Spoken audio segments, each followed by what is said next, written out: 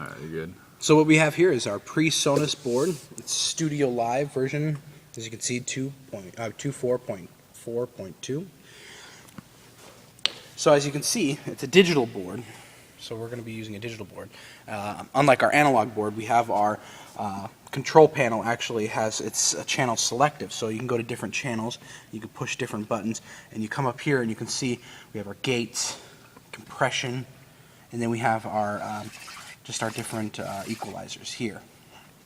So it's channel selective instead of having all the knobs for everything and up and down like on an analog board.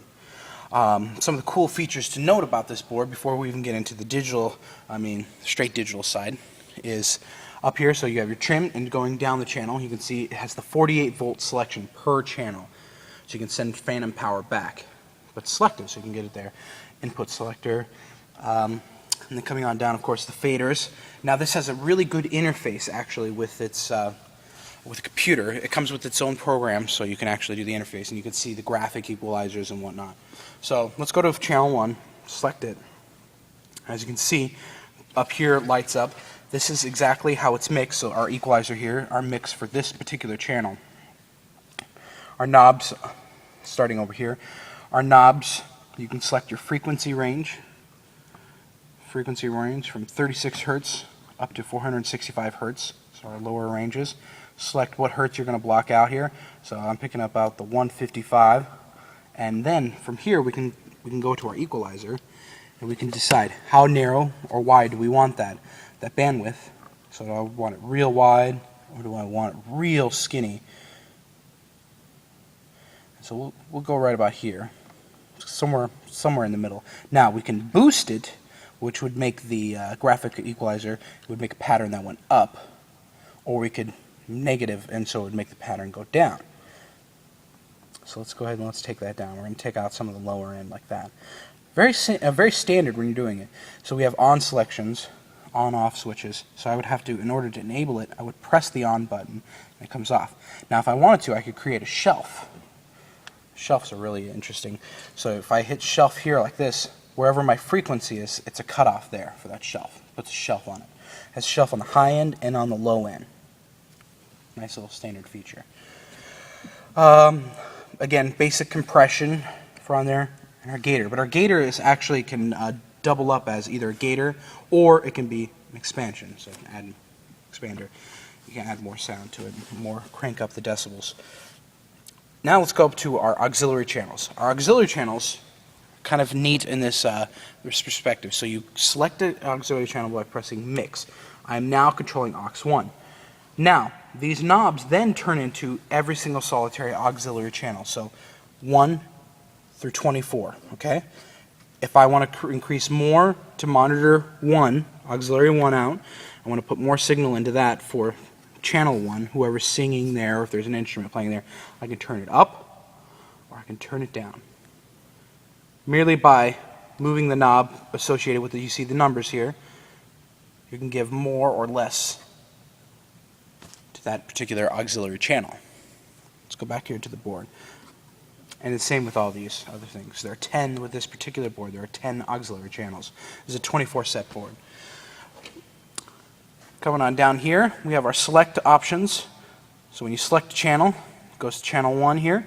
I can pan it left or right. Those are pretty standard features for any board, analog or digital.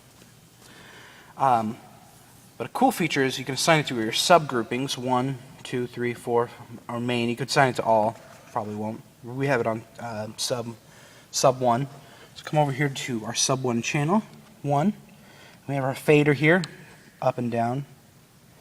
Now over in your fader, you're over here. You can see that you assign your faders to a particular channel. Do you want your since we're using sub 1, do we want it to go to the mains so you can actually hear it over the speakers? To assign it, now when we put signal into channel 1, it'll flow through sub 1 over here, and it goes to the mains, which my main output's right here. Pretty standard feature on a lot of analog boards.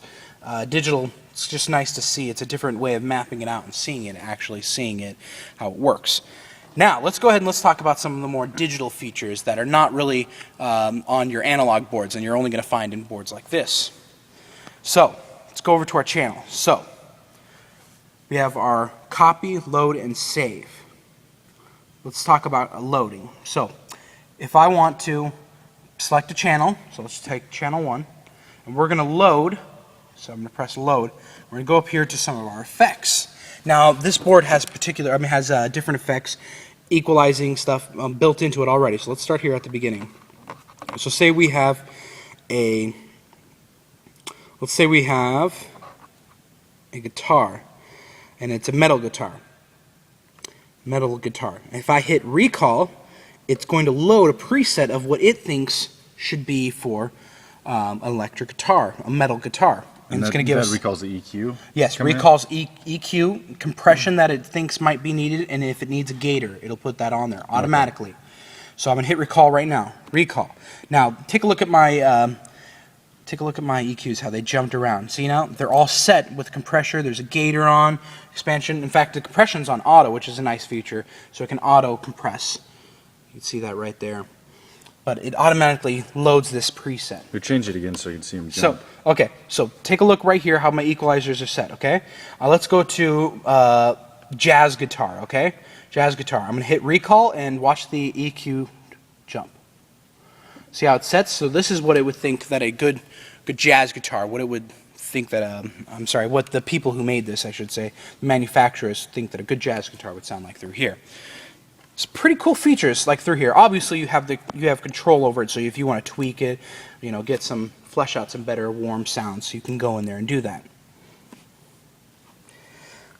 So tons and tons of presets in there. A guitar, we saw piano here. We passed a whole bunch of drums, horns, trumpets, trombones, saxophones, sax solo, congos. Anyways, tons and tons of presets in there. And then in your later numbers, you get a lot of empty slots, so you can actually build your own and save them, which are these features right here: copy, save. Now let's go to another specific to this digital board. We have a link option. So let's go ahead and let's go back here. I'm just going to clear these things out real quick. Load, goes back. All right, so channel 1. Say I have my piano in channel 1. I'm using 2 condenser style mics for channel 1. Now I want them identical. I'm going to want them identical, be able to move them back and forth. What I do is I hit channel 1 and I hit this link button. Now when I press link, it's going to create a stereo channel. So yeah, they have independent movement on the faders and the gain control, but the same effects are going to be applied to them, and it automatically pans left and pans right on the 2 different channels. Would it be full left and a full right? Full left, full right. Okay. Now, when I link them, a cool feature is, so like I said, the effects are there together, that kind of stuff. But to note, when you're linking channels, channel 1 and channel 2 will always be linked together. So it goes odd and then up to its even number. So if I say I take 13, it's automatically going to link to 14. Say I pick channel 20, it's automatically going to link down to its odd number, so 19 and 20. So no matter what number you pick, 9, 12, whatever, and I hit link, it's going to link those 2 together. Oh, okay. So it's always going to link its odd number down or its even number up, depending on what you pick. So unlink them there. So it's back to number 1. I hit link, there. Now the same effects are applied to both channel 1 and 2. If I hit solo, automatically selects both of them. If I hit select over here and I go here, it selects both of them. And so you can see they're pan cool. Left and pan right. Oh, hard left and right. Yeah. Yep, hard left and hard right. And mute, same with the mute buttons. Unmutes one, if you push one, unmutes both. Mutes both again. Pretty interesting features. Again, specific to your digital board. Now let's go ahead over here to our effects. Very simple. Less than a minute left. Okay.